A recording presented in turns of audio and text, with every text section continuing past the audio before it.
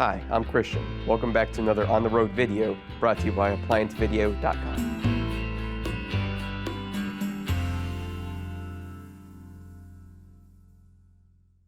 Today we're working on a KitchenAid under-the-counter dishwasher. I have diagnosed that it needs a new crown assembly. The crown assembly consists of the cosmetic part on the top here and the actual touchpad, which is inside of this. Stop. Before beginning any repair, always be sure to disconnect the power to the appliance. It is also recommended to test the outlet for proper voltage. The tool you will need to complete this repair is a number 15 torx screwdriver or a number 15 torx bit incorporated with the drill.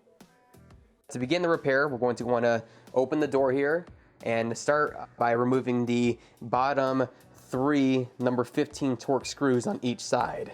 Once those have been removed, the actual split, there's 2 pieces of the panel here, the crown and then the front panel. The front panel will then slide down and we can remove it. We're gonna start by removing the screws. These are number 15 torx screws.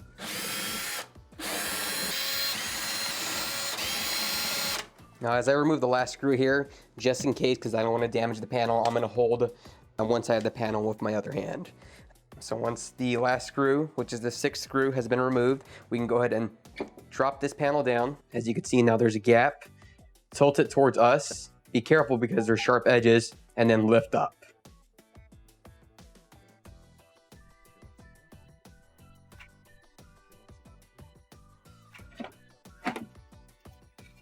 Let's see.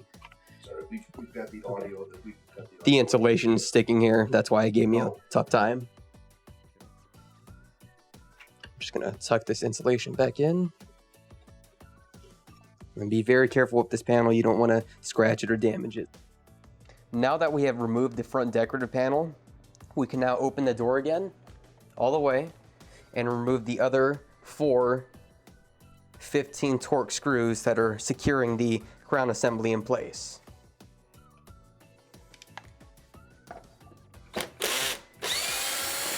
These are longer screws because they are securing the actual crown assembly.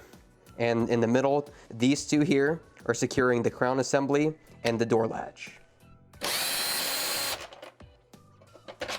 When you're removing the last screw, make sure you're holding the crown assembly with one hand so it doesn't just fall to the floor and scratch the floor.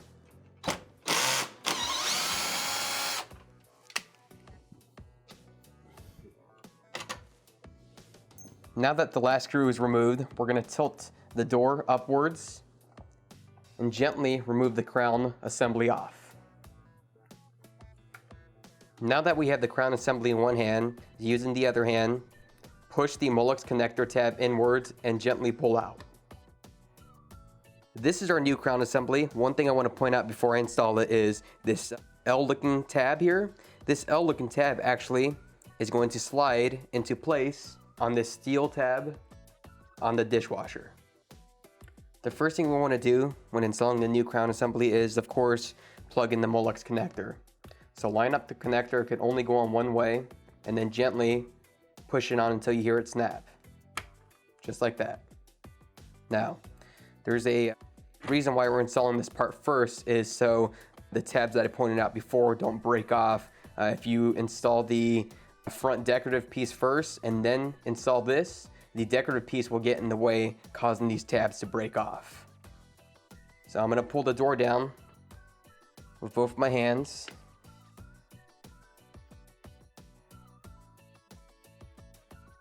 I'm going to line the tabs up.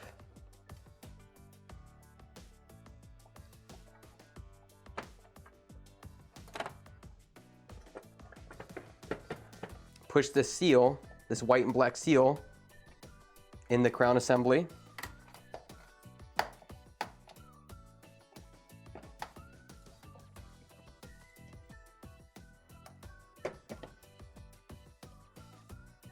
And then resecure the 4 longer 15 torque screws. Make sure that you have your torque on your drill. If you're using a drill, turn down. You don't want to over tighten these screws.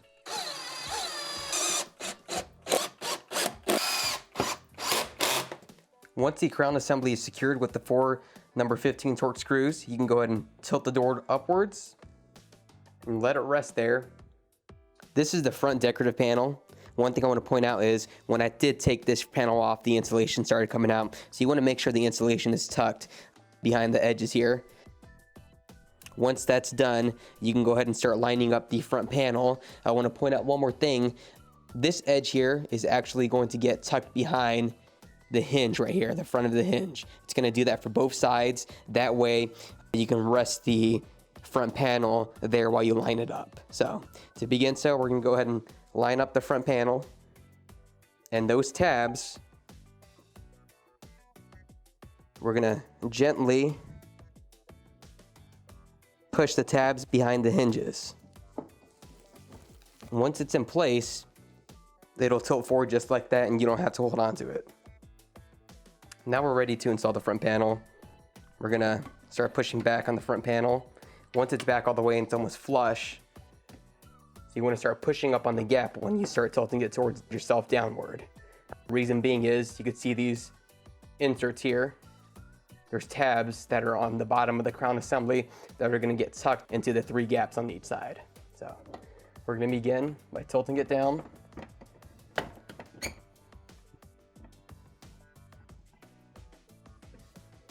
Just like so. Now you can see that the screw holes are lining up. Now we're going to start with the bottom screw. So I'm just going to line that screw in the hole. Start it with my hand and get my drill and finish tightening it down. I'm going to do the same with the other side. The reason I'm doing this is so I don't have to hold it and it'll free up both of my hands, and that way I know the rest of the screw holes will line up without damaging or bending any other components.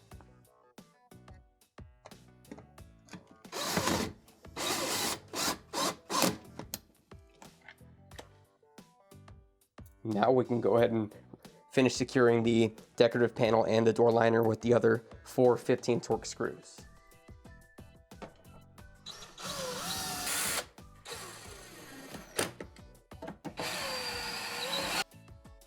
You can go ahead and shut the door, and that will complete your repair.